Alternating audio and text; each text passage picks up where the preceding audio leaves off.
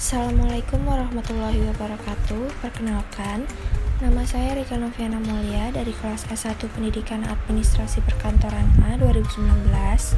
Di video ini saya akan menyajikan sebuah video pembelajaran mengenai kearsipan. Yang pertama ada pengertian arsip. Arsip adalah setiap catatan yang tertulis, tercetak, atau ketikan dalam bentuk huruf, angka, atau gambaran yang mempunyai arti atau tujuan serta sebagai bahan komunikasi dan informasi yang terekam pada kertas seperti kartu, formulir, surat-surat. Lalu ada kertas film serta media komputer seperti disket, hard disk, dan piringan. Selanjutnya ada pengertian kearsipan. Menurut Subroto, yang dimaksud kearsipan adalah penyelenggaraan administrasi atau pelaksanaan kearsipan yang memperlancar lalu lintas surat masuk dan surat keluar. Sedangkan menurut Dedikbud, kearsipan dapat diartikan sebagai suatu proses pengaturan dan penyimpanan bahan-bahan warkat secara sistematis, sehingga bahan-bahan warkat tersebut dapat dengan cepat dicari dan diketahui tempatnya setiap kali diperlukan.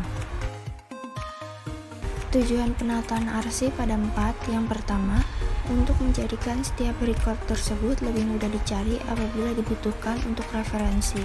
Yang kedua, untuk menjaga bahan-bahan arsip agar setiap historis dari perusahaan maupun individu dapat ditempatkan di suatu tempat tertentu, baik dalam kelompok, subjek, daerah, maupun bersamaan.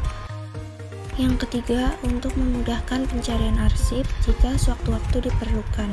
Dan yang terakhir, untuk lebih mengembangkan atau lebih menguntungkan apabila bahan arsip itu ditempatkan secara permanen demi untuk kelancaran tugas perusahaan atau kantor selama waktu arsip tersebut digunakan.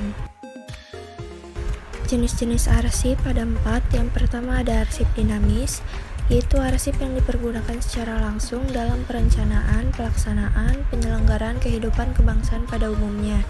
Yang kedua ada arsip aktif, yaitu arsip dinamis yang secara langsung dan terus-menerus diperlukan dan dipergunakan dalam penyelenggaraan administrasi. Yang ketiga ada arsip inaktif, yaitu arsip dinamis yang frekuensi penggunaannya untuk penyelenggaraan administrasi sudah menurun. Dan yang keempat ada arsip statis, yaitu arsip yang tidak dipergunakan secara langsung untuk perencanaan penyelenggaraan kehidupan kebangsaan pada umumnya, maupun untuk penyelenggaraan sehari-hari administrasi negara. Selanjutnya ada sistem penataan arsip.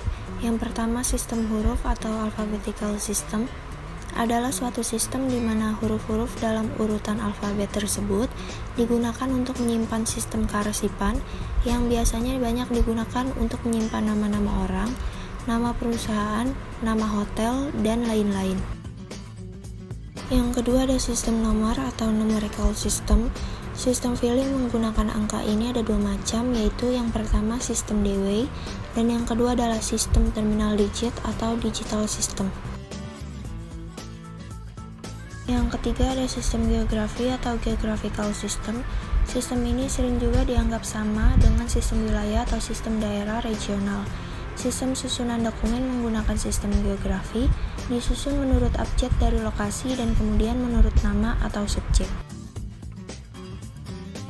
Yang keempat ada sistem subjek atau subjectal system, yaitu susunan dokumen menurut nama, judul, atau barang, bukan menurut nama orang, perusahaan, maupun tempat. Dan yang kelima ada sistem tanggal atau chronology system, yaitu sistem penyimpanan surat-surat atau records berdasarkan tanggal atau bulan, di mana tanggal yang akan dijadikan kode surat adalah tanggal pembuatan surat atau tanggal penerimaan surat tersebut.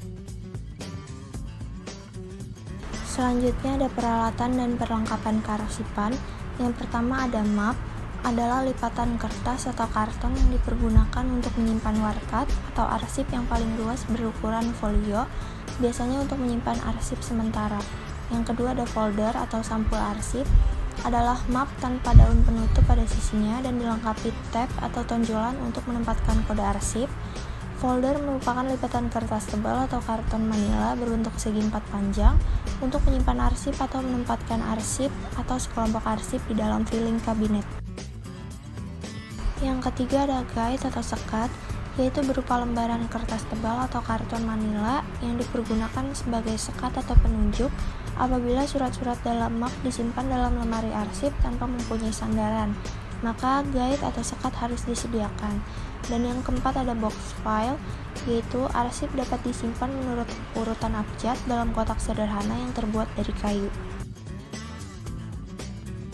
Cukup sekian video pembelajaran mengenai kearsipan, semoga bermanfaat.